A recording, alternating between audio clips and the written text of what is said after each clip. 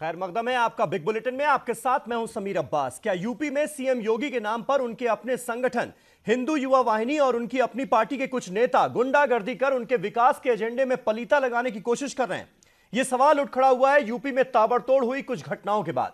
बस्ती में एक गांव में आग लगने के बाद इलाके के दौरे पर आए एसडीएम और डीएम को हिंदू युवा वाहिनी के वहां के अध्यक्ष अज्जू हिंदुस्तानी की फटकार का सामना करना पड़ा। धमकियां महाराज यानी योगी के नाम पर ट्रांसफर कराने की भी दी गई। वहीं मेरठ में बीजेपी नेता संजय त्यागी के बेटे अंकित त्यागी की हूटर लगी कार को जब पुलिस वालों ने रोकने की कोशिश की तो आरोप है कि उसने एक कोतवाल तक को थप्पड़ रसीद कर दिया और नेताजी अपने बेटे को बचाने के लिए पुलिस से गुंडागर्दी पर आमादा हो गए। उधर शाहजहांपुर में बीजेपी नेता मनोज कश्यप ने तो गुंडई की हद ही पार कर दी। मनोज जब एक पुलिसकर्मी को फोन पर जान की धमकी दे रहे थे तो उनकी बातचीत रिकॉर्ड हो गई। सवाल यह है कि क्या यूपी में सत्ता का नशा योगी की सुशासन की मुहिम पर भारी पड़ रहा है? इसी सवाल पर करेंगे अपने तमाम मेहमानों से तफसीली बातचीत, लेकिन सबसे पहले देखिए यह रिपोर्ट।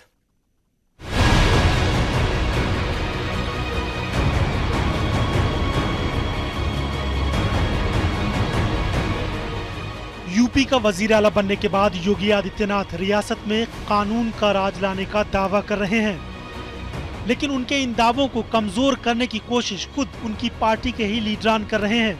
बीजेपी के इक्तदार में आने के बाद बस्ती, शाहजहांपुर और मेरठ जैसे वाकयात उनके इन दावों पर सवालिया निशान लगा रहे हैं। यूपी में हाल के दिनों में ऐसे कई वाकयात सामने आए हैं जिनमें हिंदू युवा वाहिनी या फिर बीजेपी के लीडरान की गुंडागर्दी सामने आई है। मेरठ, बस्ती और शाहजहांपुर का वाकया भी कुछ ऐसा ही है। बस्ती के एक गांव में आग लग गई थी जिसका मुआयना करने के लिए एसडीएम मौके पर पहुंचे। वहीं पर हिंदू युवा वाहिनी के लीडर अज्जू हिंदुस्तानी मौजूद थे और वो इस बात से भड़क गए कि इंतजामिया आतिशज़दगी से मुतासिरा लोगों को मुनासिब तरीके से मदद नहीं कर रही है। उन्होंने एसडीएम को धमकी दी और योगी आदित्यनाथ का नाम लेकर उनके साथ बदतमीजी शुरू कर दी। हंगामे की खबर पाकर बस्ती के डीएम भी मौके पर पहुंचे, लेकिन योगी आदित्यनाथ के शागिर्द के तेवर में कोई कमी नहीं आई। वो बार बार योगी जी की धमकी देते रहे। शाहजहांपुर में भी बीजेपी लीडर की गुंडागर्दी सामने आई है। यहाँ बीजेपी लीडर मनोज कश्यप की गुंडागर्दी का मामला सामने आया। मनोज जलालाबाद सीट से असेंबली इंतखाबात हार चुके हैं, लेकिन योगी आदित्यनाथ के सीएम बनने के बाद उन पर इक्तदार का नशा छा गया है। वो पुलिस वालों को धमकी देते रहे। हालांकि उनके इस फोन को रिकॉर्ड भी कर लिया गया। उन्होंने धमकी देते हुए कहा कि एक दाना भी कट गया तो रहने नहीं दूंगा, बवाल कर दूंगा, पूरा कैरेक्टर खराब कर दूंगा। अगर एक दाना कट गया तो रहने नहीं दूंगा। यादव, मैं तो अभी चाहता हूँ कि मैं तो अभी कर दूंगा, कर दूंगा। अगर कभी गरीब आदमी का सोचा तो किन्हें खत्म कर दोगे? मुझे मैं बता रहा हूँ, आपको बता रहा हूँ, रहने नहीं दूंगा यहाँ पर। तो मैं तो आपको लिख के देता हूँ कि मुझे खत्म कर, वो हटवा दो यहाँ से।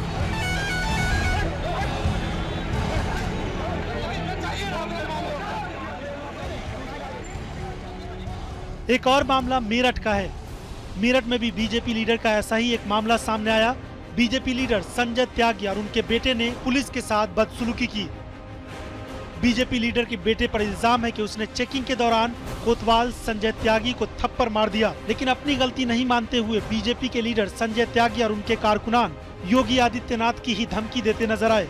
वजीर आला बनने के बाद योगी आदित्यनाथ सूबे में कानून का राज लाने में लगे हुए हैं, लेकिन इन लीडरान की दबंगई से यही लग रहा है कि उनके लिए कानून का कोई मतलब नहीं और कानून का मतलब बीजेपी के कारकुनान हैं।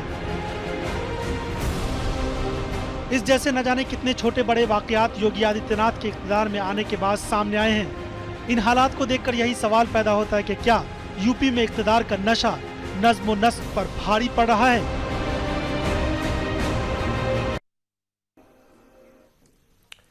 तो क्या सत्ता का नशा योगी की विकास की मुहिम पर भारी पड़ रहा है? यह हमारा आज का सवाल। तमाम खास मेहमान हमारे साथ इस बातचीत को आगे बढ़ाने के लिए जुड़ चुके हैं। हमारे साथ भारतीय जनता पार्टी के स्पोक्स पर्सन अश्वनी उपाध्याय साहब मौजूद हैं।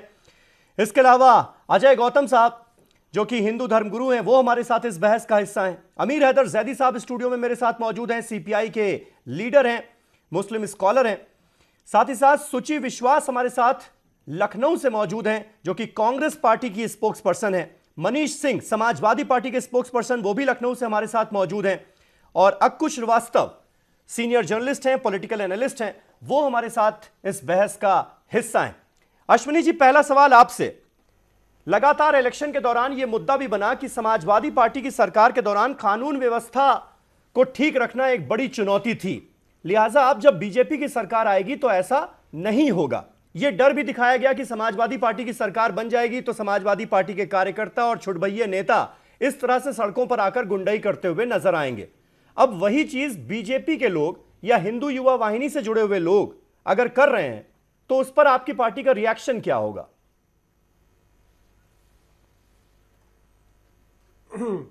मुझे आप थोड़ा सा टाइम दे दीजिएगा, क्योंकि आपने 3-4 विषय, आपने मेरठ का विषय बताया, गोरखपुर का विषय बताया, 3-4 और बताया। पहली बात तो ये जी बिल्कुल स्पष्ट सिग्नल है मुख्यमंत्री जी की तरफ से, कानून का राज, कानून अपना काम करेगा, कोई दबाव नहीं होगा, कोई कुछ भी नहीं करेगा।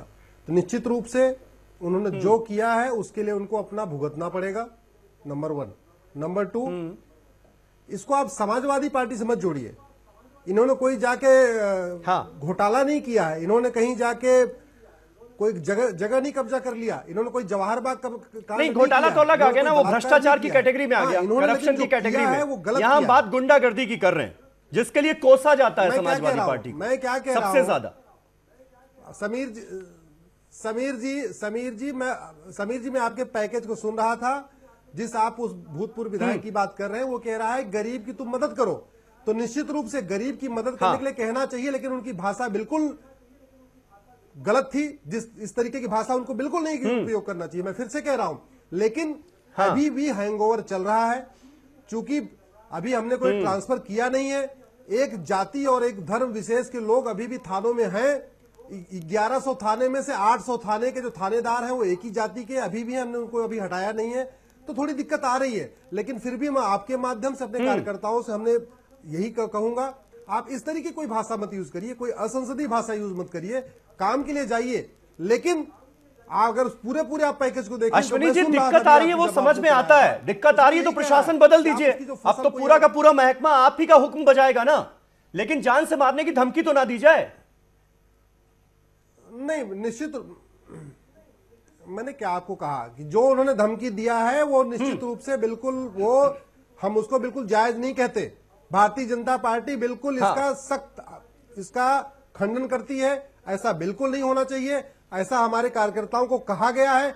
फिर भी अगर इसमें से कोई कह रहा है तो वो खुद ही भुगतेगा, उसको कोई नहीं बचाने आने वाला है हमारी पार्टी की तरफ से। ठीक है, मनीष सिंह साहब हमारे साथ मौजूद है समाजवादी पार्टी से, समाजवादी पार्टी का रुख रखने के लिए। मनीष सिंह जी, अब जो घटनाएं लगातार सामने आ रही हैं, इसको आपकी पार्टी कैसे देख रही है? क्योंकि सबसे ज्यादा तो आप ही की पार्टी पर आरोप लगता था कि सबसे ज्यादा गुंडागर्दी समाजवादी पार्टी की सरकार के बनने के बाद होती है। ये आप लोगों ने असर छोड़ दिया क्या? समीर साहब बहुत ही अच्छे वक्त पे आपसे मुलाकात हुई है। अभी बहुत ही कम समय इस सरकार को हुआ, आज 22वां दिन होने जा रहा है। समीर साहब, मैंने जिस वक्त योगी जी का नाम आया था मुख्यमंत्री पद के लिए, उसी दिन डिबेट्स पे आपके साथ मैं बैठा था और अकुश श्रीवास्तव जी यहाँ पे मौजूद हैं, इस पैनल में है। मैंने उसी दिन कहा था कि सबसे बड़ी चुनौती भारतीय जनता पार्टी के सामने योगी आदित्यनाथ के द्वारा पैदा किए गए जो हिंदू वाहिनी के कार्यकर्ता हैं उनको रोकना है। दूसरी सबसे बड़ी बात, 243 हत्याएं हो चुकी हैं, 83 रेप और गैंग रेप की घटनाएं हो चुकी हैं, आगजनी से लेकर के छिनैती लुटैती तक हो चुकी है। देखिए, सबसे बड़ा जो सवाल है, कहने में और करने में बहुत फर्क होता है। आप किस चरित्र के हैं, किस स्वभाव के हैं और किस राजनीति की पृष्ठभूमि से आप आए हैं, निर्भर उस पर करता है कि आप किस तरह की राजनीति उत्तर प्रदेश एक एक करके अश्विनी जी, समीर साहब एक एक करके आपको सुन रहे थे। अश्विनी जी की बात में मैं सुन रहा था, अश्विनी जी की बात में। समीर साहब, इनको थोड़ा समझाइए कि हमारी बात सुन लें। समीर साहब, मैं इनकी बात में टोका नहीं हूं, इनसे समझाइए कि मेरी बात सुन लें।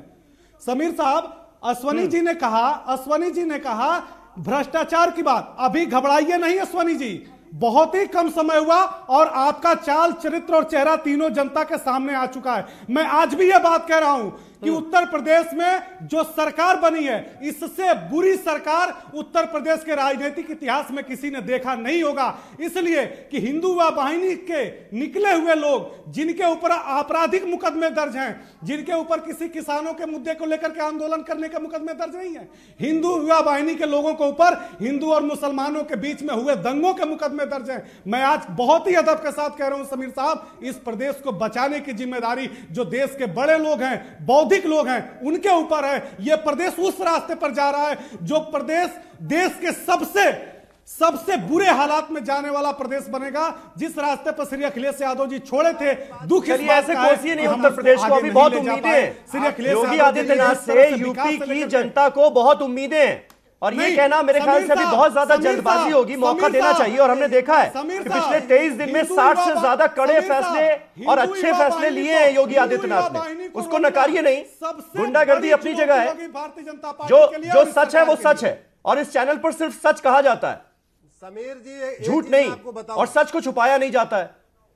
ठीक है, एक मिनट, ठीक है मनीष जी, आपने अपनी बात कह ली। बिल्कुल सरासर झूठ। मनीष जी, आपने अपनी बात कह ली। अजय गौतम जी, क्या यह बात मानी जाए कि जब से योगी आदित्यनाथ मुख्यमंत्री बने हैं, हालांकि वो ढेरों अच्छे फैसले भी उन्होंने लिए हैं, मैं बार बार इस बात को रिपीट भी कर रहा हूं, लेकिन जिस तरह की गुंडागर्दी हिंदू युवा वाहिनी की तरफ से नजर आई, क्या एक आश्रय मिल गया है क्या कि ठीक है अब तो योगी आदित्यनाथ मुख्यमंत्री बन गए हैं तो हिंदू युवा वाहिनी के कार्यकर्ताओं को भला पुलिस कैसे रोक सकती है? ये एक मैसेज तो नहीं जा रहा है? देखिए, सवाल इस बात का है कि जो पब्लिक जो एसडीएम वाली बात कही, हाँ। या दरोगा वाली बात कही, वो एक कैटेगरी में आते हैं जिसे कहते हैं पब्लिक सर्वेंट।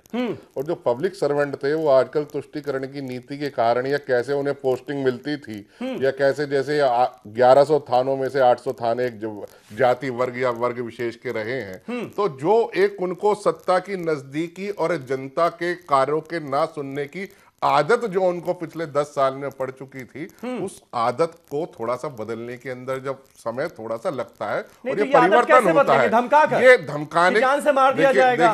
देखिए मेरी बात सुनिए। आपने टेलीफोनिक चलाया, उसके अंदर उसकी भाषा संसदीय थी, इसके अंदर कोई मना नहीं कर रहा। लेकिन आप कह रहे हैं कि वो धमका रहा है हिंदू युवा वाहिनी का कार्यकर्ता एसडीएम को, आप दिखा दीजिए वो धमका रहा है। अगर क्या एसडीएम कोई अकाउंटेबल नहीं है अपनी रिस्पॉन्सिबिलिटीज के लिए? क्या एसडीएम कोई भी पब्लिक सर्वेंट हो, इवन क्या मिनिस्टर तक अकाउंटेबल नहीं है? अगर हिंदू युवा वाहिनी का हो, या आप हो या मैं हूं, अगर किसी भी प्रशासनिक अधिकारी से हिंदू युवा वाहिनी का अगर किसी भी जिले का, किसी भी शहर का अध्यक्ष होगा, तो वो पुलिस वाले को, एसडीएम को, डीएम को ये कहेगा कि अभी मैंने योगी आदित्यनाथ से फोन किया था लेकिन वो बिजी थे इसलिए फोन उठा नहीं पाए, ट्रांसफर करा दूंगा। ऐसा ऑफिसर तो इस जिले में रहना नहीं चाहिए।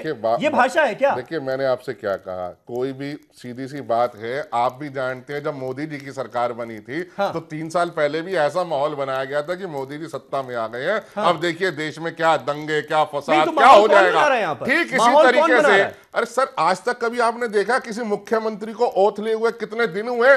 इसको लोग काउंट कर रहे हैं। आज तक इतिहास में ऐसा हुआ कि इस मुख्यमंत्री को मुख्यमंत्री बने हुए 22 दिन हो गए, क्योंकि उस मुख्यमंत्री ने 22 दिन के अंदर 60 वो फैसले लिए जो सीधे के सीधे जनता के हित से जुड़े हुए हैं। इसलिए और बात ठीक है, लेकिन लेकिन ये बात किसी हिंदू युवा वाहिनी के कार्यकर्ता को या पदाधिकारी को यह अधिकार नहीं दे देती ना कि वो पुलिस वालों को, एसडीएम को, डीएम को धमकाए। किस हैसियत से?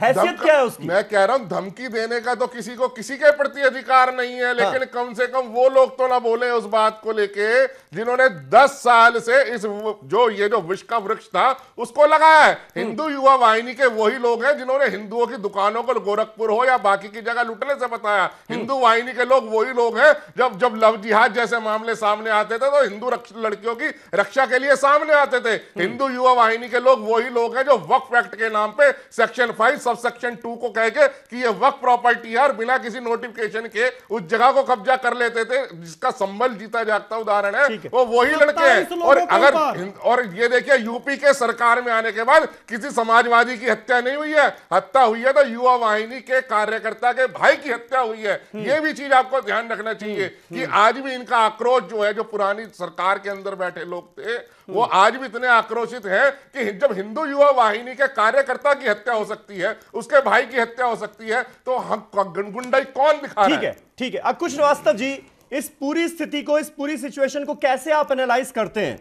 जब समाजवादी पार्टी की सरकार पिछली बार बनी थी और 20-25 दिनों में इस तरह की गुंडागर्दी की कुछ तस्वीरें सामने आई थी, तो कहा यही गया था कि भाई समाजवादी पार्टी की सरकार आ गई, देखिए नहीं रोक पा रहे हैं, अखिलेश भी नहीं रोक पा रहे हैं।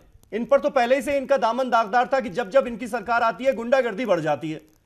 तो और अब जो दौर आया है, इसको कैसे आप डिफरेंशिएट कैसे करेंगे?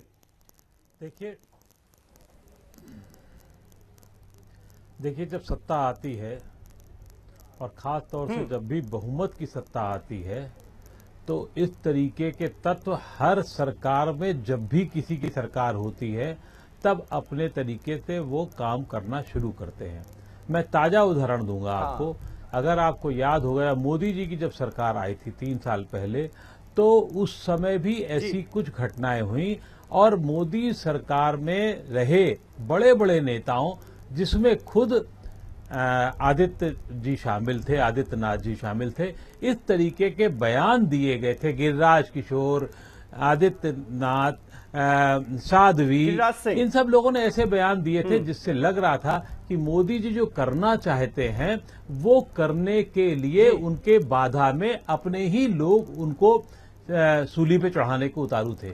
जब तक मैसेज कड़ा मैसेज नहीं गया, उस कड़ा मैसेज देने में मोदी सरकार ने भी 3 महीने से ज्यादा का समय लिया और तब तक ये लोग चुप नहीं हुए थे। लेकिन अब यही यहाँ आदित्य जी एक बड़े अच्छे तरीके से, जैसा कि आप कह रहे हैं, कुछ फैसले ले रहे हैं, काम कर रहे हैं और लोगों को भी नजर आ रहा है कि हाँ, इनके हजरतगंज थाने में जाने के बाद थानों में कुछ सुधार हो रहा है, इनके सचिवालय में जाने के बाद वहां पर कुछ हालात ठीक हो रहे हैं, लोग अब टाइम पे जाने लग गए हैं, इनके किसानों के लिए फैसले लेने के बाद लोगों में थोड़ी राहत है, या अब जब वो गरीबों को खाना खिलाने की तरह बात कर रहे हैं। लेकिन इनको ही खराब कौन करने की कोशिश कर रहा है? वो हिंदू युवा वाहिनी के नाम पे कोई हो, भारतीय जनता पार्टी के नाम पे कोई हो, या हो सकता है, मैं अभी भी आगे कह रहा हूं कि इनको बदनाम करने के लिए कुछ चेहरों के नाम पे हो। लेकिन अभी आपने जितना भी टीवी में दिखाया, ये सब इनके अपने ही भाई बंधु थे, जिनको सत्ता का नशा केसरिया कपड़ों में नजर आने लगा है। अभी नशा करते हो ना करते हो, लेकिन वो जो सत्ता का नशा है उसको वो धमकाना चाहते हैं। तो अब जैसे ये तय है कि आदित्यनाथ जी ये किसी भी हालत में, किसी भी तरीके से इसको बर्दाश्त नहीं करेंगे। और अच्छी बात यह है कि भाजपा के प्रवक्ता ने भी इस बात को बहुत स्पष्ट कर दिया है। लेकिन भाजपा के प्रवक्ता से ज्यादा ये मैसेज जब तक आदित्यनाथ खुद, अमित शाह खुद नहीं देंगे, तब तक इनके कान नहीं पकड़ेंगे, तब तक ये बदमाश लोग जो इस तत्व में शामिल हैं कितने भी अच्छे काम कर लेंगे। अगर इन्होंने ऐसे ही महीना भर और चला लिया तो उत्तर प्रदेश की हवा बिगाड़ने में इनका बहुत बड़ा योगदान होगा और फिर इनसे संभाले नहीं संभलेगा। इसलिए अब बिल्कुल, यानी जिम्मेदारी बहुत ज्यादा बढ़ जाती है, जिम्मेदारी बहुत ज्यादा बढ़ जाती है। अमीर हैदर जैदी साहब हमारे साथ मौजूद हैं, सीपीआई के लीडर। जैदी साहब, क्या लगता है आपको कि ये जो सुशासन की हवा, सुशासन की बयार बहाने की कोशिश की जा रही है योगी आदित्यनाथ की तरफ से, कुछ लोग सत्ता के नशे के चलते उसी मुहिम में पलीता लगाने की कोशिश कर रहे हैं? योगी जी को भी 22 दिन हुए हैं और मैं आशावादी आदमी हूं, हाँ, और उन्हें समय देना चाहिए। लेकिन बीजेपी के प्रवक्ता भी बैठे कह रहे थे उस नजरिए के इतने दुष्परिणाम निकलेंगे जब प्रशासन में बैठे हुए लोगों को जाति विशेष से आप जोड़ के देखने लगेंगे कि साहब ये अमुक जाति का था इसलिए गलत निर्णय ले रहा था। कम से कम अगर समाजवादी पार्टी के ऊपर यह आरोप लगता है तो आप आए हैं, आप तो राम राज्य की स्थापना की बात करते हैं, तो उस पे तो ये आरोप नहीं लगना चाहिए। आप तो वो चश्मा लगा के मत देखिए कि अमुक राज्य, वो अमुक जाति का था, वो गलत फैसला कर रहा था। अरे भाई, शासन में वो आपका आदेश मानेगा। ये कैसा राम राज्य है? इसमें राजा की आलोचना करने को राजद्रोह माना जा रहा है। किसान जंतर मंदिर पे नग्न होकर प्रदर्शन करते हैं और आप गौ रक्षा के नाम पर किसान की हत्या करते हैं। तो ये आपको कौन बदनाम कर रहा है? आपके नेता जाके किसी कोतवाल को थप्पड़ मार देते हैं तो किसी और विपक्षी पार्टी का नेता तो थप्पड़ मारने नहीं जाता है, और फिर ये कहते हैं कि साहब वो अमुक जाति का था इसलिए हमने थप्पड़ मार दिया। ये कौन सी, आप कहना चाहिए, न्याय व्यवस्था कायम करने जा रहे हैं? तो आपको जवाब तो आपको देना है। सत्ता में आप बैठे हैं, आपको बताना है 22 दिन के अंदर 4 पुलिस वालों की हत्याएं हो जाती हैं, इसका जवाब भी आपको देना है। ये आप दूसरों पे आरोप लगाते थे। कितने बलात्कार हुए, कितने क्या हुए, उसकी तो मैं बात ही नहीं कर रहा हूँ। 4 पुलिस वालों की हत्याएं हो जाती हैं। आप ये कहिए जिस तरह से आइए, एक मिनट मैं अपनी बात मुकम्मल करूं। जिस तरह से अफगानिस्तान, इसके बाद आप ही के पास आ रहा हूं, जिस तरह से अफगानिस्तान के अंदर एक सरकार चलती थी और उस औरत के ऊपर ये कहा जाता था कि बाहर अगर नामहरम के साथ जाओगी तो इतने कोड़े पड़ेंगे, आज वो हशर यूपी के अंदर हो गया है। अगर हमारी माताएं बहनें अपने किसी के साथ जाती है, कजिन के साथ जाती है, कुछ जाती हैं, तो उन्हें बाहर जाके कहना चाहिए, उन्हें पकड़ के मारा जाता है। उन्हें एक बच्चे को कहना चाहिए, ऑनलाइन इतना मारते हुए दिखाया गया है। एंटी रोमियो स्क्वाड का जिक्र जी, तो ये कहां है? ये कौन सी कानून व्यवस्था है? क्या रे भाई, कानून का राज्य है, शासन प्रशासन की जिम्मेदारी है कि वो करेंगे। जब एंटी रोमियो स्क्वाड के जो लोग थे, जो पुलिस वाले थे, उन्होंने इस तरह की घटनाएं की, एक कड़ा मैसेज प्रशासन की तरफ से, शासन की तरफ से गया, उसके बाद हालात बेहतर हुए हैं सर। ये मानते हैं आप? शासन तो वही कड़े मैसेज की तो यहां भी जरूरत है। शासन प्रशासन उस पे कार्य करे, हम समर्थक हैं उसके। लेकिन कोई भी जो शासन प्रशासन में नहीं है, जिसके ऊपर कानूनी बाध्यता नहीं है, वो किसी को पकड़ के कैसे मार देगा? यही तो अफगानिस्तान के अंदर तालिबानी करते थे, यही तो ISIS के लोग करते हैं। ISIS के लोग शरीयत कानून को लागू करने के लिए अगर किसी का कत्ल करते हैं तो वो नाजायज है। तो गौ रक्षा के नाम पर किसी की हत्या भी नाजायज होगी। चलिए, ISIS नाजायज तो बहुत ज्यादा एक्सट्रीम हो गया, बहुत ज्यादा एक्सट्रीम हो गया। अश्विनी उपाध्याय हमारे साथ मौजूद है। अश्विनी साहब, ये जो जिक्र हुआ ना अभी की जातियों का जिक्र जो आ रहा है, ये जो बीजेपी के नेता है मनोज कश्यप, ये भी जब धमकी दे रहे थे तो उन्होंने कहा कि तुम सिर्फ अब तक यादव और मुसलमानों को ही सपोर्ट करते आए हो, तुम खुद यादव हो, लेकिन तुम्हें पता होना चाहिए कि अब मुलायम सिंह यादव कुछ नहीं कर पाएंगे। इस तरह की बातें हो रही हैं, यानी कहीं ना कहीं नीचे का जो ग्रुप है उसमें ये मैसेज एक जा रहा है कि भाई अब बीजेपी की सरकार बन गई है तो जो पुरानी हुकूमत में जिन लोगों को आश्रय मिला हुआ था उनको अब दिक्कत होगी। इसको कैसे रोकेंगे आप? समीर जी प्लीज, मैं रिक्वेस्ट करूंगा बीच में टोकिएगा नहीं, क्योंकि मैं 3 लोगों को जवाब देना है। पहली बात तो मैं आपको बता दूं, जी बोलिए, हिंदू युवा वाहिनी में कोई आइडेंटिटी कार्ड या वो नहीं दिया जाता। इसलिए आप अगर ये कहते हैं कि जितने लोग हैं वो सारे हिंदू युवा वाहिनी के थे, भगवान जाने आपकी इन्वेस्टिगेशन में कैसे आ गया कि जितने घटनाएं हुई सारे हिंदू युवा वाहिनी का कर रहे थे।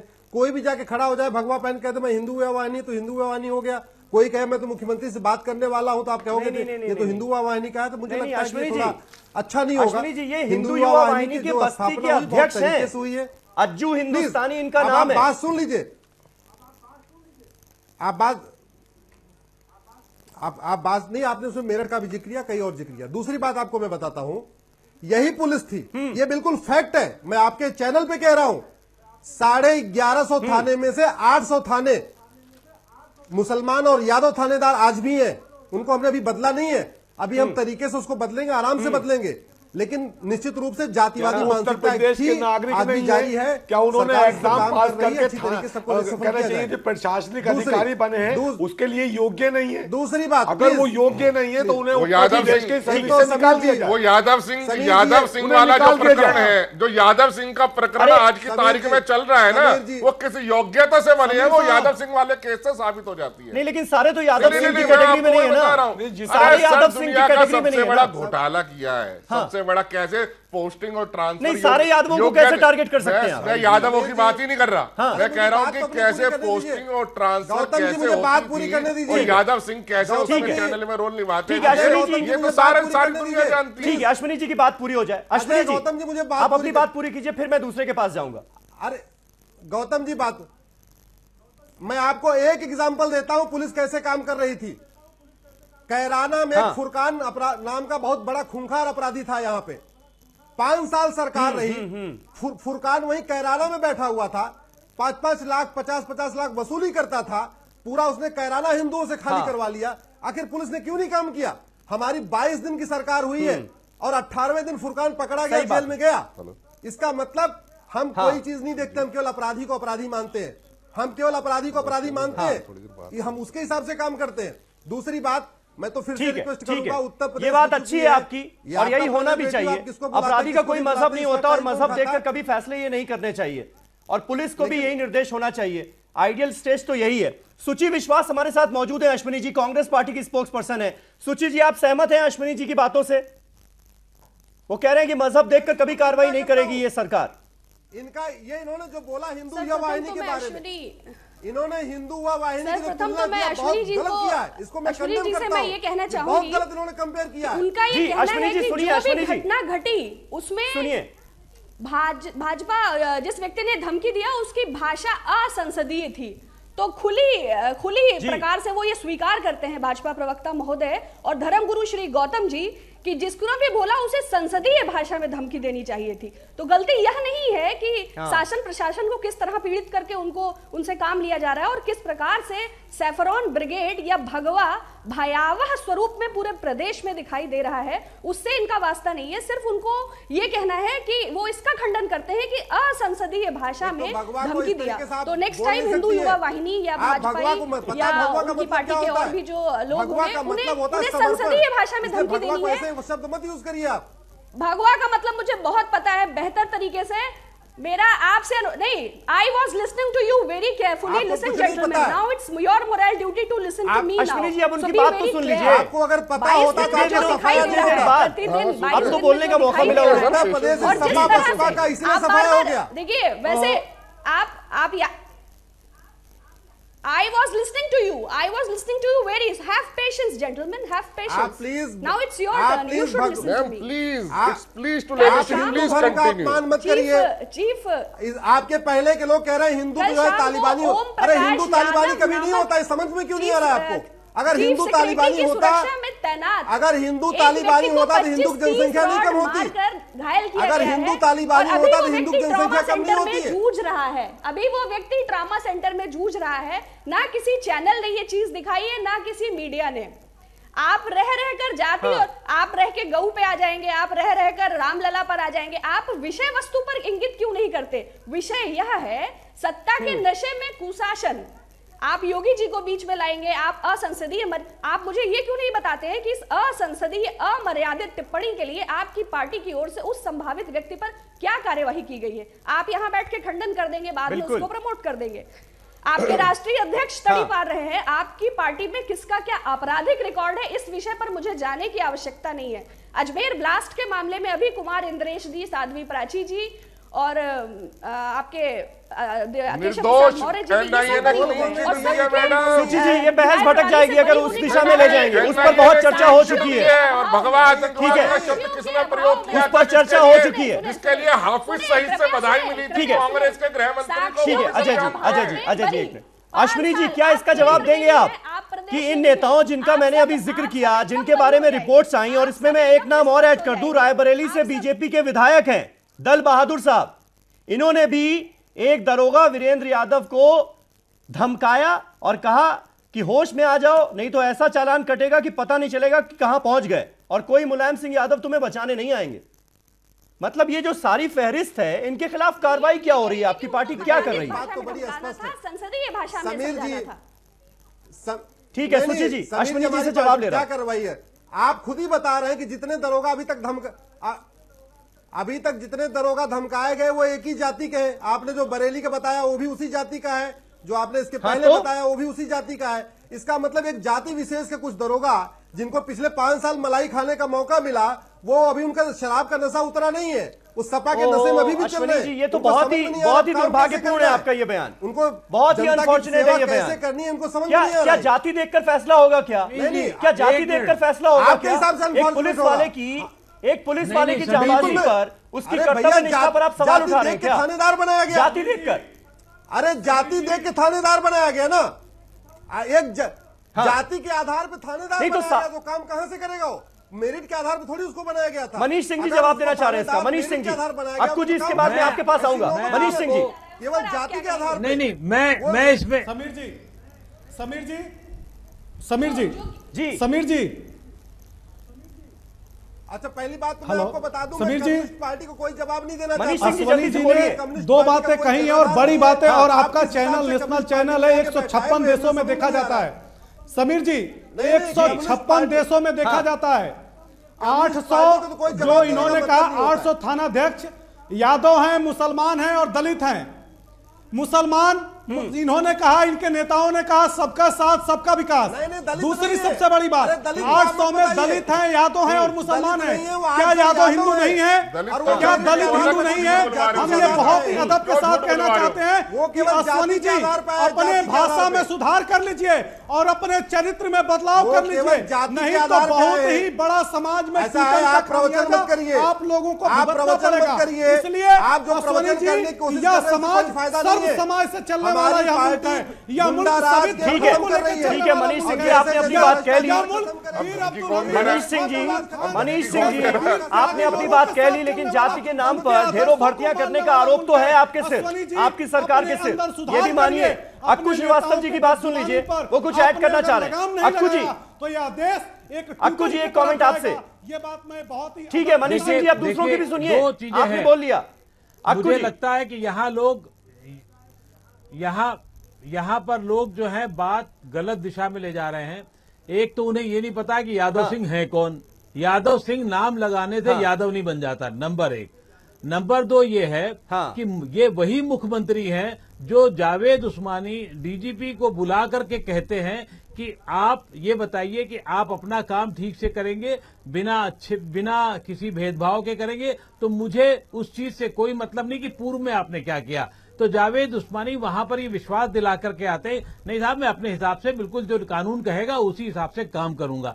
एक तरफ तो मुख्यमंत्री ये संदेश दे रहे हैं कि कोई वो नहीं है, दूसरी तरफ क्या हो रहा है कि वही मुख्यमंत्री ये संदेश आज भी दे रहे हैं, 25 दिन के बाद भी अभी किसी जाति विशेष के लोगों को नहीं बदला है। तो ये बात कहां से आ जाती है कि जाति को लेकर के और ये सरकार की तरफ से बहुत साफ मैसेज है कि जो ब्यूरोक्रेसी है उसी से उसको काम लेना है, और बहुत अकलमंदी का मैसेज है ये। और जो परिवर्तन करना बाद में करेंगे, ठीक है, परिवर्तन जो किया जाना ही होगा, लेकिन तत्काल में हबड़ तबड़ में जो उन्होंने नहीं बदलाव किए, ये बहुत अच्छी बात है। चीजों को एक मौका दिया जाता है और लोग उसी हिसाब से सुधर भी रहे, लेकिन दिक्कत उनके ही हाथ पैर हैं जो उसी पार्टी के लोग हैं, चाहे वो हिंदू युवा वाहिनी के नाम पे हो, भाजपा के नाम पे हो, पीले कपड़े के नाम पर हो, केसरिया कपड़े के नाम पर हो, बढ़ती केसरिया कपड़ों की भीड़ के नाम पर हो। इससे बचना होगा। अगर इस सरकार को कुछ कर गुजरने की तमन्ना है उसमें, तो निश्चित रूप से पहले ऐसे लोगों को मतलब एक डंडा चलाना होगा कि चुप रहो, नहीं तो तुम बर्बाद कर दोगे। बहुत मुश्किल से ये मिला है। हमारे सामने लक्ष्य 2019 है, हमारे सामने देश की प्रदेश की हालात को ठीक करना सबसे बड़ा लक्ष्य है। 19 भी लक्ष्य नहीं है। अगर आज सबसे बड़ी चुनौती यही है कि उत्तर प्रदेश के हालात को सुधार किया जाए। वो जो कर गुजरने की तमन्ना जिसका आप जिक्र कर रहे हैं वो नजर आ रही है, लेकिन अपने ही लोग पलीता लगा रहे हैं उस पूरी की पूरी मुहिम में। ऐसा क्यों हो रहा है? ऊपर का मैसेज नीचे तक क्यों नहीं पहुंच पा रहा है? एक छोटे से ब्रेक के बाद लगातार बहस जारी है। तमाम खास मेहमान हमारे साथ बने हुए हैं।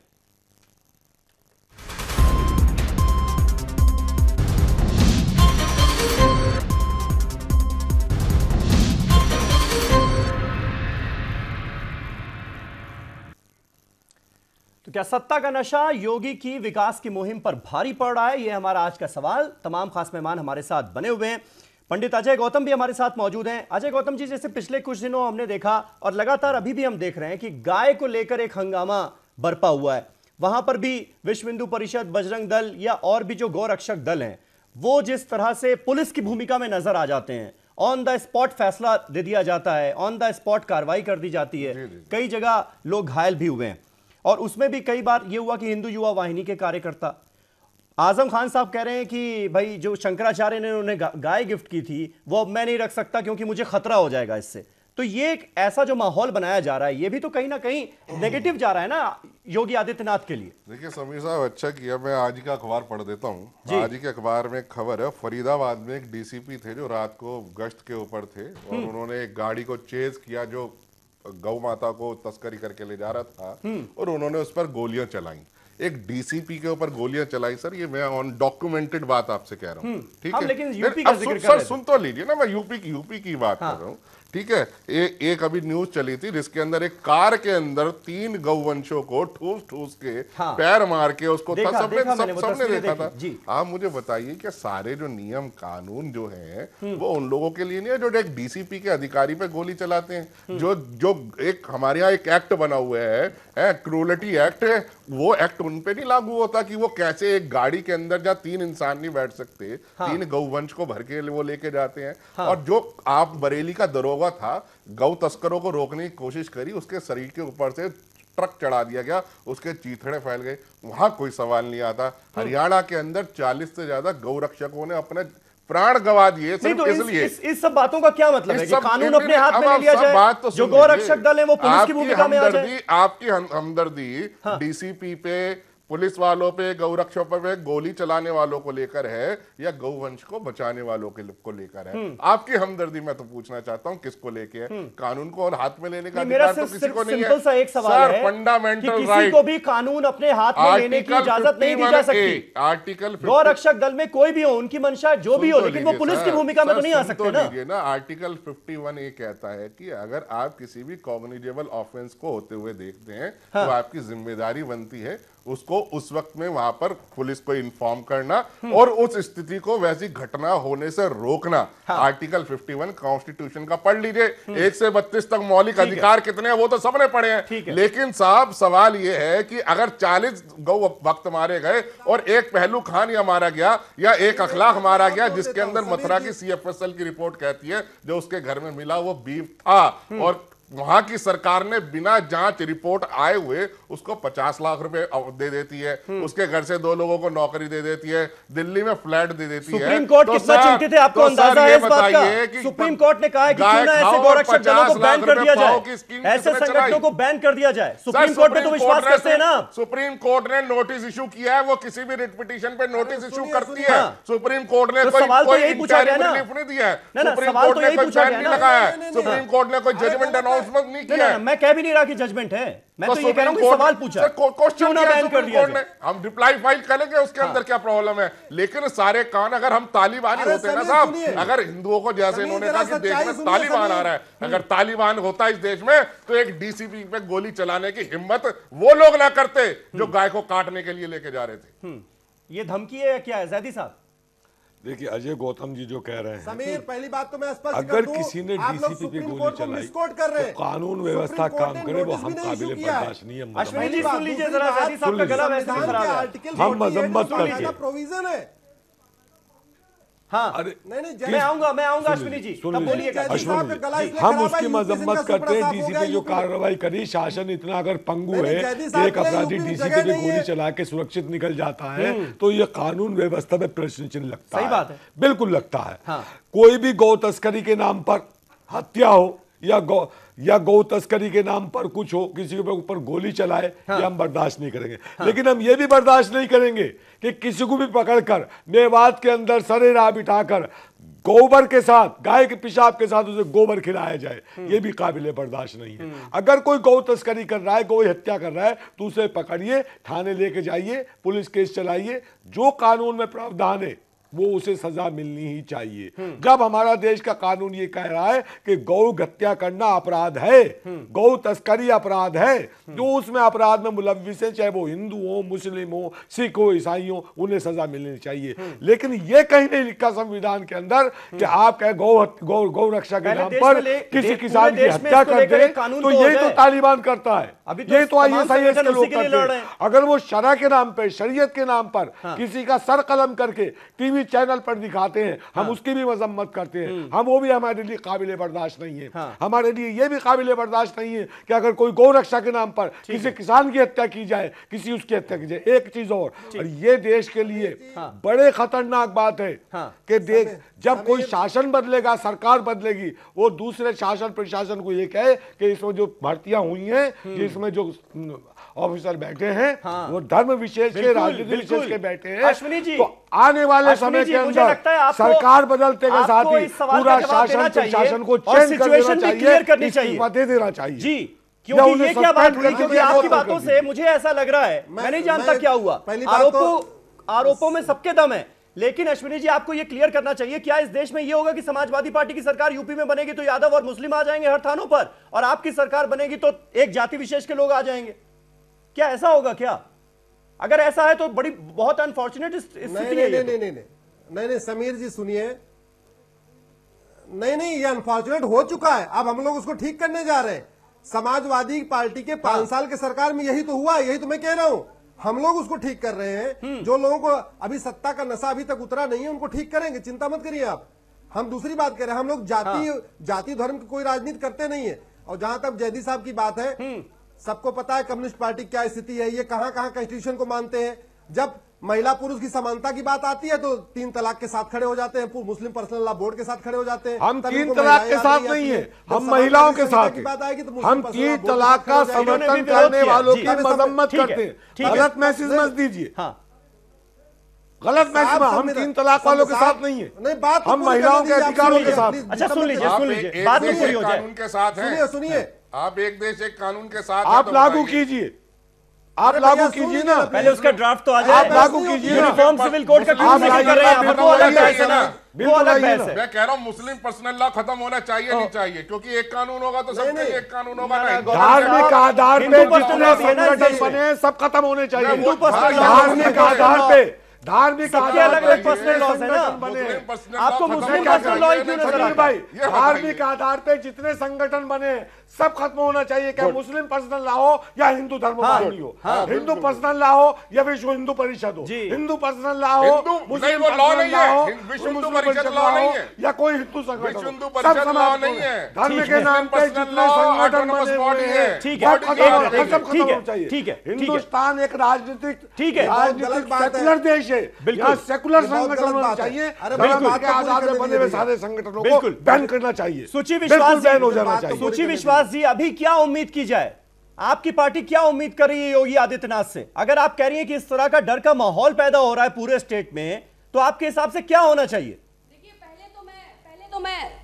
पहले तो मैं धर्मगुरु अजय गौतम जी के माध्यम से योगी जी से ये पूछना चाहूंगी कि जिस गाय पर इतनी भारी भरकम राजनीति हो रही है, तो क्या ये सड़कों पर कूड़ा खाने वाली जो गाय हैं, जिनके भोजन पानी और चारे की कोई व्यवस्था नहीं है, जिनकी चिकित्सा की कोई व्यवस्था नहीं है, जो सड़कों पे जो गाय मर रही, उनके लिए क्या व्यवस्था है? क्या सिर्फ इस पर गाय पर राजनीति करना ही एक विषय है, या वे इस और वो भी तब जब एक जाति विशेष के लोग अब गो पालन करने के लिए डरने लगे। वो कह रहे नहीं, हम गाय नहीं रखेंगे घर में, कभी भी कुछ भी हो सकता है। जाति धर्म की राजनीति अश्विनी जी ने अजय गौतम जी कह रहे हैं जाति धर्म की राजनीति हम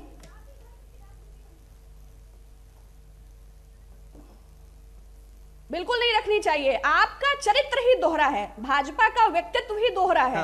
कथनी और करनी में जमीन और आसमान का फर्क है। आप पीस बैंक की राजनीति करते हैं, आप लव जिहाद की राजनीति करते हैं, आप इनटॉलरेंस की राजनीति करते हैं, आप नेशनैलिटी और एंटी नेशनल की राजनीति करते हैं, आप विषयों की राजनीति कहां करते हैं? आपने कृषि के लिए कहा, आपने कोई पारदर्शिता नहीं बरती, किसका किसान माफ हुआ, कौन लघु किसान, कौन सीमांत किसान, आपने कोई पारदर्शिता नहीं की कि कौन सी बैंक्स हैं। नहीं, लघु और सीमांत किसान की तो डेफिनेशन है ना, उसमें जाति और मजहब थोड़ी देखा गया। प्रदेश के पुरुषों को सफाई देनी पड़ रही है। नहीं सुची जी, ये मतलब कैसा आरोप है? आरोप तो सोच समझ के लगाइए ना। किसानों की कर्ज माफी हुई है, फसली ऋण की, उसमें हिंदू मुसलमान थोड़ी देखा गया। ऐसा तो है नहीं कि मुसलमान या यादव जो किसान होंगे उनका ऋण माफ नहीं होगा। क्या इस विषय पर पारदर्शिता है? क्या इस जिस प्रकार से अरे बिल्कुल पारदर्शिता, आप उसको पढ़िए। ने कहा कि आप जरा पढ़िए एक बार, अमर्यादित मर्यादा में की जाती तो बेहतर है। उसी प्रकार से बेशक अरे भैया बात बोलने की बजाय जरा आप पढ़ के आइए। देखिए, आपने कहा कि धर्म के नाम पे जितने भी संगठन बने हैं सबको बैन कर देना चाहिए। मैं गौतम जी की बात का समर्थन करता हूँ और कांग्रेस को भी इसका समर्थन देना चाहिए। कैसे कह सकते हैं? गौतम जी ने कहा है को बैन करना चाहिए। सारे संगठनों को बैन कर देना चाहिए। कोई ऑटोनोमस बॉडी नहीं है। हिंदू मुस्लिम पर्सनल लॉ बोर्ड एक एनजीओ है। अजय गौतम जी अजय गौतम जी ना, मैं क्लियर कर देता हूँ अजय गौतम जी, मुस्लिम पर्सनल लॉ बोर्ड कोई कॉन्स्टिट्यूशनल अथॉरिटी नहीं रखता, वो एनजीओ है सिर्फ। ना, बिल्कुल नहीं। आप जब कहते हैं मुस्लिम पर्सनल लॉ तो वो अलग हो जाता है। देश के सिविल राइट्स में शरीयत के कानून की वकालत आप क्यों करते आपने हो? आप मुझे बताइए, सिविल कानून के अंदर आपने तो शरीयत के कानून की वकालत कर दी और हमें हिंदू मैरिज एक्ट बना के आपने बात किया। गौतम जी, आप अपनी बात पे रहिए। मैं अपनी बात करूं, हिंदूवादी या मुस्लिमवादी संगठन सबको बैन कर देना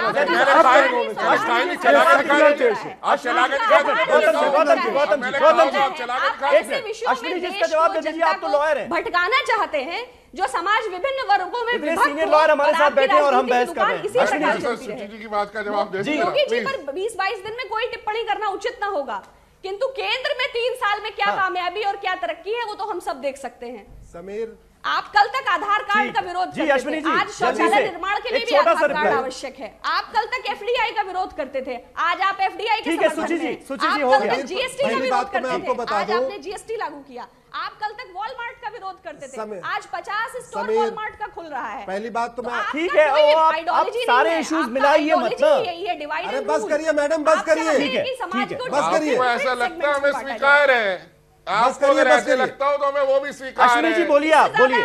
80% पहली बात तो गौतम जी ऐसे स्वाभिमान को अगर बचाने के लिए आपको बता दो, वो भी स्वीकार है। देखिए सपा बसपा कांग्रेस का सफाया हो गया है। नहीं है।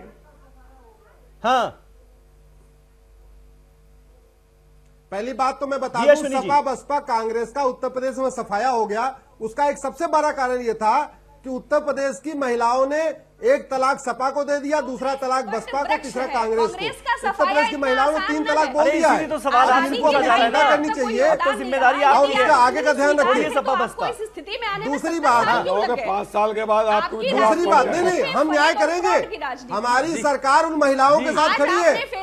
हमारी सरकार संविधान में जो कुछ लिखा हुआ उसका अक्षरशः पालन करेगी। हमारी सरकार अक्षरशः पालन करेगी। प्लीज, अरे सुनिए प्लीज, चिंता मत करिए। आप सोशल मीडिया करिए, थोड़ा ग्राउंड उतरिए। कांग्रेस से सिकुड़ती जा रही है, आप सोशल मीडिया पर दौड़ रही है, थोड़ा सुनिए पहले। दूसरी बात मैं आपको बताऊं, निश्चित रूप से जो आपने कहा बिल्कुल ठीक कहा। भारत में 23 लाख एनजीओ है, मुस्लिम पर्सनल लॉ बोर्ड भी एक एनजीओ है, उसको एनजीओ तरीके ट्रीट करना चाहिए। एनजीओ के अलावा कुछ नहीं है, वो कोई मुस्लिमों का रिप्रेजेंटेशन नहीं करता है। दूसरी बात, अरे सुनिए तो मैडम, अजय गौतम जी का डाउट क्लियर कर दिया आपने, अच्छा किया काम आप उसके दुष्प्रभाव से परिचित हैं और आप ये चाहते हैं, और इसका एक बहुत अच्छा उदाहरण है संविधान में जो प्रोविजन है, संविधान में जो प्रोविजन है, देखिए जो गाय का विषय केवल आस्था का विषय नहीं है समीर जी, गाय का विषय केवल आस्था का विषय नहीं है। आर्टिकल 48 में बहुत साफ साफ लिखा हुआ है, आर्टिकल 48 में लिखा है ये यूनियन गवर्नमेंट और स्टेट गवर्नमेंट की ड्यूटी है गाय की रक्षा करना। उसमें भैंस की बात नहीं कही गई, उसमें बकरे की बात नहीं कही गई। अगर हमारे संविधान निर्माता बाबा साहब अम्बेडकर, जवाहरलाल नेहरू, उसमें मौलाना अब्दुल कलाम थे, बहुत सारे लोग थे, उन्होंने बहुत सोच विचार के साइंटिफिक अध्ययन के बाद वो नहीं है गाय की रक्षा करना, ठीक है, लेकिन कानून करेगा ना। गाय की रक्षा करना जिम्मेदारी है, तो सबकी जिम्मेदारी है। कानून की रक्षा करने वाले पुलिस वाले करेंगे ना। पिछली सरकार ये थोड़ी कोई भी मुंह उठाकर सड़क पर आ जाएगा और इंसाफ करने लगेगा ऑन द स्पॉट। नहीं, हाँ ठीक है, नहीं एक चीज बताइए, अगर घर में चोरी हो रही हो, ठीक है, मैं आऊंगा आपके पास। जी अक्कुश श्रीवास्तव जी, हर जगह अक्कुश श्रीवास्तव जी, जिस बात का जिक्र सुची जी कर रही हैं, क्या वाकई ऐसा डर का माहौल क्या नजर आ रहा है? क्या कुछ संगठन ही जिस तरह से उनके हौसले बुलंद नजर आ रहे हैं, अब जाहिर है योगी आदित्यनाथ खुद बिल्कुल नहीं चाहते होंगे कि उनका कोई संगठन या उनकी पार्टी के कार्यकर्ता इस तरह का व्यवहार करें। कांग्रेस का सफाया हो गया, इसलिए लोग परेशान हैं और कोई। देखिए, सबसे पहले तो मैं अजय गौतम जी की एक बात की बहुत निंदा करता हूं कि इन्होंने कहा कि एक संप्रदाय विशेष गाय नहीं रखना चाहिए उसको। ये इनके हक में कतई नहीं है, ना पार्टी के हक में है, ना देश के हक में है, ना हिंदू संप्रदाय के प्रतिनिधि के तौर पर उनके हक में है। एक मिनट रुक जाइए आप जरा। दूसरी चीज ये है कि इस तरीके का कोई भी डर का माहौल अभी नहीं है, लेकिन अगर इस तरीके की गुंडागर्दी बढ़ती गई, उसको रोका नहीं गया, तो ये सिर्फ महिलाओं के लिए नहीं, मैं तो पूरे प्रदेश के हित की बात कर रहा हूं। प्रदेश को जिस विकास के रास्ते पे ले जाना है, जो बिल्कुल गड्ढे में चला गया था, जो उसकी इमेज हम दिल्ली में बैठ करके या बाकी देश विदेश में जब उत्तर प्रदेश की बात आती है तो बहुत ही जिस छवि से हम गुजरते हैं वो बहुत खराब छवि हो चुकी है। उसको अगर ठीक करना है तो कड़े अनुशासन, सुशासन और सिर्फ सुशासन से होगा। ये फालतू की बातों से नहीं होगा, डंडा से होगा। अगर जहां गलत जो भी करता है वो किसी धर्म संप्रदाय से अलग करके जब तक नहीं किया जाएगा तब तक आप नुकसान करेंगे। मैं फिर कह रहा हूं, ये 2019 का लक्ष्य नहीं होना चाहिए आदित्यनाथ का। योगी आदित्यनाथ का लक्ष्य होना चाहिए जो उनका है कि प्रदेश का विकास, प्रदेश अच्छे तरीके से चले। और ये तभी चल सकता है जो अवांछित अराजक तत्वों पर डंडा चलाया जाए, उनको कड़ा मैसेज दिया जाए, चाहे अपनी पार्टी, चाहे बाहर वाला हो तो उसको थोड़ी रियायत हो सकती है, लेकिन अपनी पार्टी का अगर ऐसा आदमी करता है तो उसको कायदे से सख्ती दी जानी चाहिए उसके ऊपर। ठीक है, अजय गौतम जी यहां पर कुछ ऐड करना चाह रहे हैं। और अजय गौतम जी, मैं एक सवाल इसमें ऐड कर दूं। थोड़े दिनों पहले जब स्लॉटर हाउस बंद किए जा रहे थे, इलीगल स्लॉटर हाउस, तब सवाल उठा था लोगों की बेरोजगारी का। उस वक्त बीजेपी के प्रवक्ता हमारे साथ यहां पर मौजूद थे, उन्होंने कहा कि ये जो लोग बेरोजगार हो रहे हैं ये गोपालन करेंगे तो रोजगार तो वहां पर भी मिल जाएगा। आप कह रहे हैं कि एक धर्म विशेष, खास तौर पर मैं कह दूं कि मुसलमान लोग जो हैं वो गाय पाले ही ना रखें तो अच्छा है। इससे किसका भला कर रहे हैं? सर सुन तो लीजिए, अभी आलोक जी कह रहे हैं मैं निंदा करता हूं, साक्षी जी कुछ कह रही है, वो निंदा से कोई फर्क पड़ता नहीं है। कारण मैं आपको बता दूं, एक गाय अपने जीवन की औसत आयु है 25 वर्ष और वो 10 वर्ष तक की आयु तक जो है वो उसको दूध देती है, बाकी के 15 साल वो दूध नहीं देती है। वो जब वो दूध देना बंद कर देती है तो वो गाय बेची जाती है कसाईयों के हाथ, और वही गाय होती है जो जिसे खरीदने के इधर से उधर इलीगल ट्रांसपोर्टेशन होती है, इलीगल उसका स्लॉटिंग होता है। अब आप सुन लीजिए, मैं उसकी जड़ के अंदर जा रहा हूं। हमारी तो भावना है, हमारी तो श्रद्धा है, लेकिन जिसका दूसरा जिसने गाय को लिया है खरीद के किसी और धर्म का, उसकी तो वो श्रद्धा नहीं है। वो तो 10 साल तक जब तक दूध देगी रखेगा, उसके बाद 15 साल वो उसको क्यों रख के खिलाएगा? जहां उसको अपने खाने के लाले हैं वो तो लेगा, कसाई को बेच देगा। ये एक इस देश की वास्तविकता है जिसे कुछ लोग जो सो कॉल्ड बुद्धिवादी हैं नहीं स्वीकार करते हैं। दूसरी, मैं साक्षी जी की बात पे आ जाता हूं। अभी उन्होंने कहा सर उनकी चिंता तो करते हैं कि जिनको कसाईयों को बेच दिया जाता है, लेकिन उनकी चिंता नहीं करते जिनको सड़कों पर छोड़ दिया जाता है मरने के लिए। मैं उसी बात पर आ रहा हूं सर, उसी बात पर मैं आ रहा हूं। मुझे आर्टिकल 40 सुन तो लीजिए जल्दी, वक्त खत्म हो चुका है। ठीक है, लाइफ ऑफ लिबर्टी जो है ना, जिसे कहते हैं, वो फंडा जो है वो पशु हो या मनुष्य हो, वो स्टेट की जिम्मेदारी है, वो मेरी जिम्मेदारी नहीं है। मैं उसके लिए प्रयास कर सकता हूं। ये देखिए 16/8/2016 को देश के प्रधानमंत्री को लिखी गई लेटर पिटीशन है और जो कोर्ट के अंदर पेंडिंग है, जिसमें हमने डिमांड करी गाय के चरने की जो गोचर भूमि थी, जो अराजक तत्वों ने, यादव सिंह जैसे लोगों ने जहां पर बिल्डिंगें बना दी, जो गोचर भूमि गाय के लिए थी, जब आपने वो गोचर भूमि छीन ली तो गाय चरने के आपके घर जाएगी क्या? मुझे बताइए। और पॉलीथीन का अगर आप बनाना बंद कर देंगे तो पॉलीथीन बिकेगा कहां से? आप अपनी जिम्मेदारी, अपने फेल्यूर को एक इंडिविजुअल आदमी के सर पर डालते हैं। ये आपकी बेशर्मी है। ये मेरा काम नहीं है पॉलीथीन पे बैन लगाना, ये मेरा काम नहीं है, ये मेरा काम नहीं है। मैं हाथ के पीछे बहुत शुक्रिया, मेरा काम है साथ इस बहस में हिस्सा लेने के लिए। करता हूं। ठीक है गौतम जी, बहुत बहुत शुक्रिया। सुची जी, आपका भी बहुत बहुत शुक्रिया। आमिर अदर जैदी साहब, अश्विनी उपाध्याय साहब, अकुश श्रीवास्तव जी, मनीष सिंह, बहुत बहुत शुक्रिया हमारे साथ इस बहस का हिस्सा बनने के लिए। तो कुल मिलाकर इस बहस का लबोलबाब तो यही निकलता है कि एक बड़ी चुनौती है योगी आदित्यनाथ के लिए भी कि इस तरह की घटनाएं दोबारा ना हो। अब इस पर वो काबू कैसे पाते हैं, ये आने वाले वक्त में हमें देखना होगा, उस पर हमारी नजर रहेगी। बहुत बहुत शुक्रिया। कल एक नए टॉपिक पर नई डिबेट के साथ हाजिर होऊंगा, तब तक के लिए शब बखैर।